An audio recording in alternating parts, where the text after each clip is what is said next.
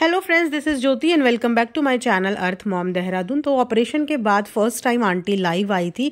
Aunty and uncle दोनों ही live में थे, लाइव से जुड़े हुए। उन्होंने बहुत सारे लोगों की काफ़ी सारी बातों का जवाब दिया, काफ़ी सारे मिसकंसेप्शंस क्लियर करे, गलतफहमियां क्लियर करी और साथ ही साथ अपने ऑडियंस का बहुत ज़्यादा शुक्रिया अदा करते हुए नजर आए। आंटी का कहना यह था कि ऑडियंस का इतना ज़्यादा प्यार ही उनकी एनर्जी ड्रिंक है और यही उनकी रिकवरी में उनको हेल्प करेगी।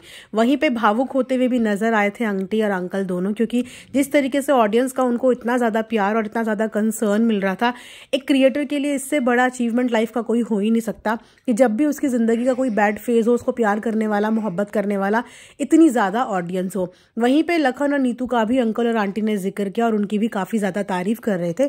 उन्होंने बताया कि उनके बीमारी के टाइम पे, उनके ऑपरेशन के टाइम पे नीतू और लखन उनके साथ वहाँ पे मौजूद थे।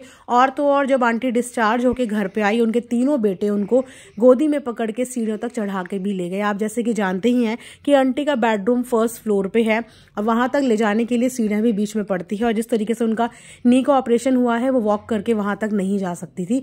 तो उस दौरान लखन और लखन के दोनों भाइयों ने मिलकर, यानी कि तीनों भाइयों ने अपनी मम्मी को वो सीढ़ियां पार करवाई और उनके बेडरूम तक छोड़ा। ये सब बातें बताते हुए अंकल और आंटी की आंखों में जो सुकून और दिल में जो खुशी थी ना, वो उनके चेहरे पे आराम से नजर आ रही थी। उसी के साथ बहुत सारे लोगों ने इस दौरान ये भी क्वेश्चन उठाया कि इनकी छोटी बहू कहाँ है।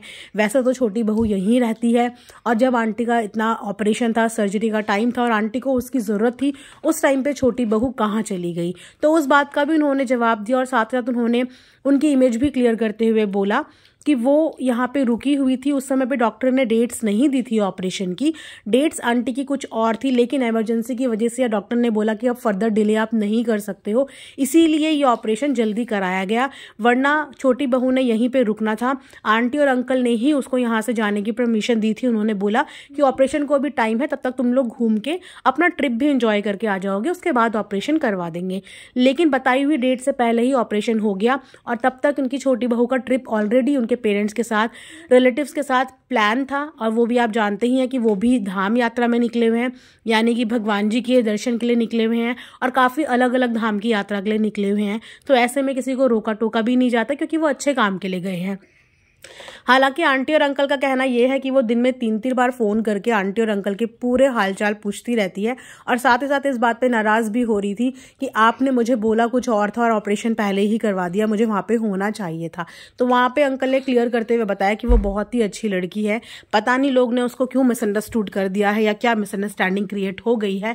वो कहते हैं ना कि 4 लोगों ने गलत बोलना शुरू किया और 4 से 400 लोग कब उसे गलत समझने लगे, ये उन लोगों को भी समझने नहीं आया। लेकिन उनका कहने का मतलब यही है कि हमारे सारे बच्चे बहुत ज़्यादा अच्छे हैं और हमारी छोटी बहू भी बहुत अच्छी है, बहुत इनोसेंट है, उसकी इन सब चीज़ों में कोई भी गलती नहीं है। हाँ, फ्लो में कुछ चीज़ें उसके मुंह से निकल गई होगी, लेकिन इसका मतलब ये नहीं है कि वो दिल की बुरी है। तो यहाँ पे अपने सारे परिवार के सारे बच्चों का स्टैंड लेते हुए अंकल और आंटी नजर आए और सब कुछ ठीक करने की अपने एंड पे पूरी कोशिश कर रहे थे। उसके अलावा उन्होंने व्लॉगिंग के कॉन्टेंट को लेकर भी बात किया कि व्लॉगिंग के कॉन्टेंट पे अब शायद इन लोगों का म्यूचुअल अंडरस्टैंडिंग से कुछ डिसीजन हो गया है कि जो कंटेंट लखन बनाएंगे वो कंटेंट लखन ही अपनी वीडियोस में शूट करेंगे और जो कंटेंट यहाँ पे आंटी और फैमिली बनाएगी वो आंटी के चैनल पे आएगा।